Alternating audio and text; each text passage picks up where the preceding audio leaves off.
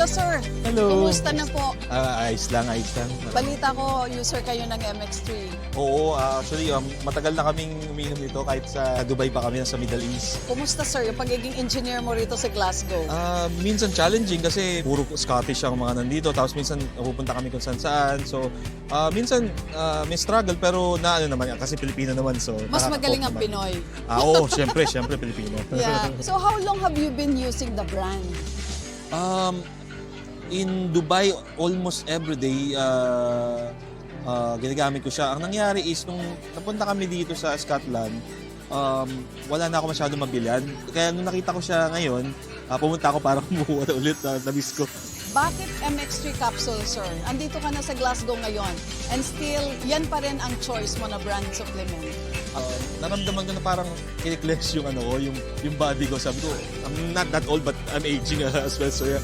So para sa akin siguro, mas mainam yung tulungan ko yung health ko para mas maging healthy pa ako. MX3, dito ako believe.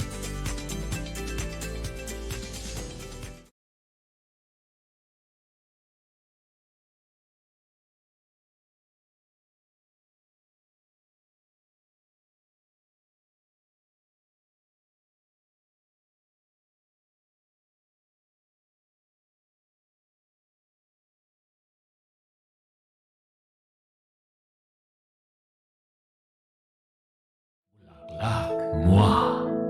Wag mo sabihin radyo! Wag mo sabihin radyo! Sabihin mo! Sabihin mo! Energy! Energy! Lihim ng liham.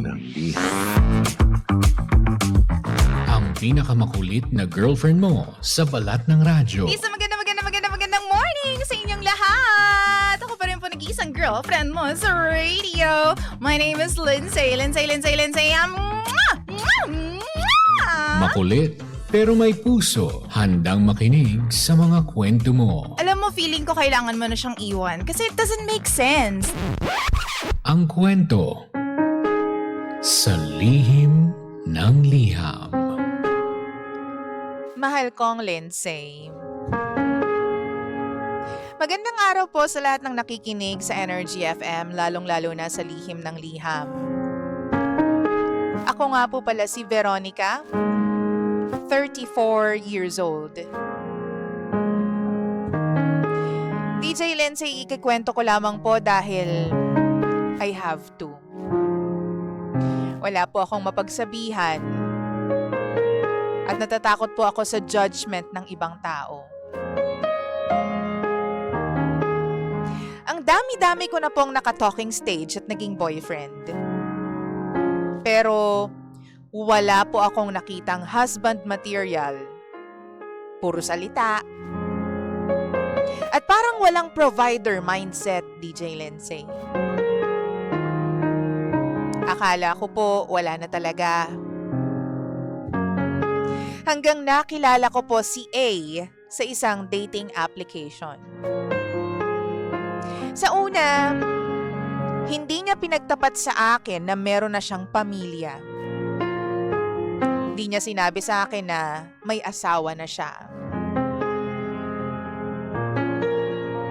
Noong tumagal na kaming nagkakilala, tsaka niya inamin sa akin at nangako pa na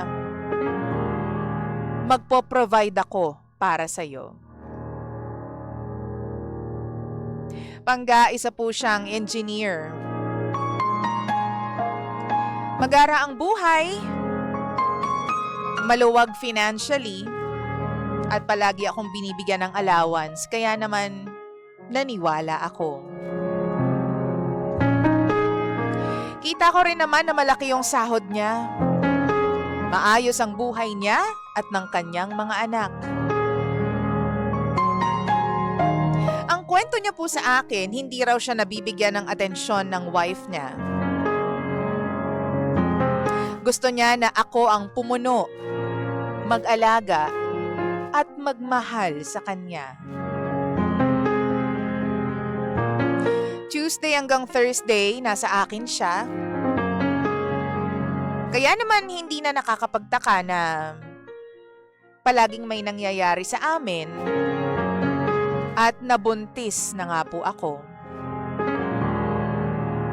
Pinlano naman talaga namin yun. Gusto naming makabuo ng munting pamilya naming dalawa kahit alam ko na mali sa mata ng iba at sa mata ng Diyos.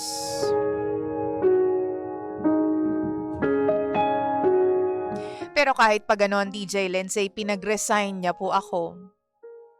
Ang sabi niya sa akin, mag-focus ako sa baby at siya na ang bahala sa gastos.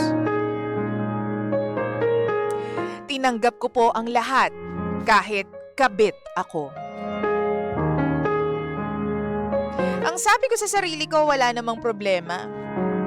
Kasi sustento lamang naman ang habol ko. Hindi kasal. Ayoko ng kasal. 7 buwan na po akong buntis. Malaki ang tiyan, palaging hinihingal. Nag-iba na rin po ang itsura ko. Nangitim ang batok, ang lieg. Lahat ng pwede mong ma-imagine na pagbabago sa katawan, nangyari po sa akin. At tulad ng pinangako niya, tinupad ni A lahat nung umpisa. Kumpleto po lahat ng pangangailangan naming mag-ina habang nasa sinapupunan ko ang anak namin.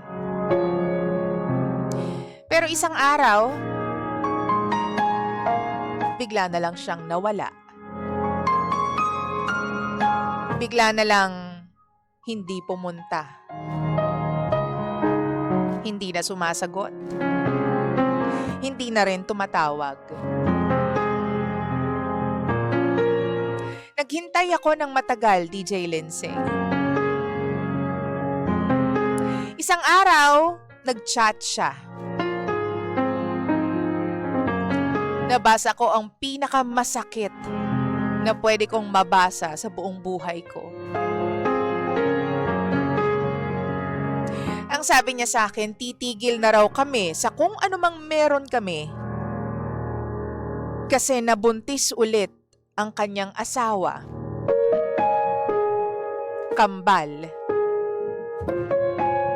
Kaya kailangan daw doon siya mag-focus. Ipinangako niya po sa akin na magsusustento pa rin siya, pero tuluyang nawala. Lahat, DJ Lindsay. Communication, pagbisita, at pagbibigay ng suporta. Ngayon po kakapa-kapa ako. Wala akong trabaho. Mag-isa ako. At walang-wala po ako sa buhay. Iniisip ko tuloy, karma ba to sa akin? Siguro, deserve ko talaga to.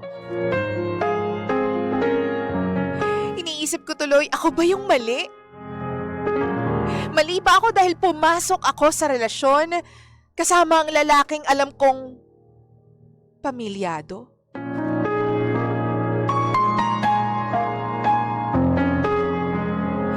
DJ Lindsay, hindi po ako naghahanap ng kakampi. Pero gusto ko lamang pong ilabas lahat ng nararamdaman ko. Muli alam kong mali. Pero nagmahal lang naman ako. Gusto ko lang magkaanak. Yun nga lang. Sa pamilyadong lalaki. Sarili ko